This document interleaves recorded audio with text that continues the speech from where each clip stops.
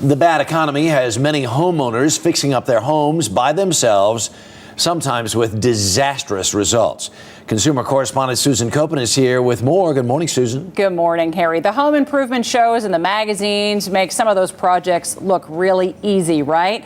Well, it could end up costing you a lot more than just money. Matt Taylor of Danville, Illinois, was using a nail gun to put up a ceiling in his basement. Every time this depresses, it fires. And ended up in the emergency room. The nail just went all the way in my hand, and they had to pull it out with pliers. Careful. And New York City roofer Mike Saperstein has seen plenty of do-it-yourself disasters. Well, the nail through the foot's one. I saw a guy with a bandage on his thumb. He smashed his thumb with a hammer. I saw someone put his foot through a roof. In Charlotte, North Carolina, Richard Benningfield was on a ladder in his yard sawing a tree branch. And a neighbor was driving by and found me laying in the yard. I was in a coma for 3 weeks. A tree specialist ended up doing the work. Probably the most common mishap that we see where someone uses a ladder to try and cut off a limb, and the thing they forget, that limb's not going to fall straight down.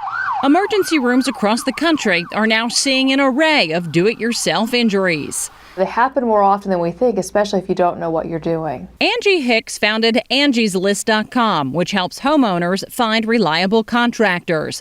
A recent survey of the site's members found 83% take on DIY projects to save money.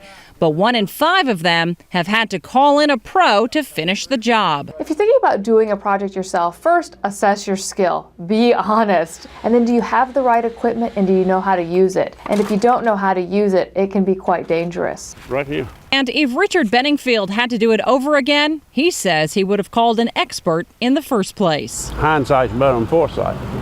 Even though I think I know it all, I really don't. And in fact, falling off a ladder is the most common type of do-it-yourself injury. More than 136,000 Americans receiving emergency room treatment a year. The thing is, you think you're going to take on a project like this, and your primary motivation oftentimes is saving money. Right. In the final analysis, do you save money? If you know what you're doing, maybe. But a lot of people don't, and a lot of people in the end have to call in an expert. So you've then spent money on the expert, and you've spent money on all the stuff that you did in the first place trying to fix or improve your house. And that does not add up. No. All right, Susan Koeppen, as always, thank you so much.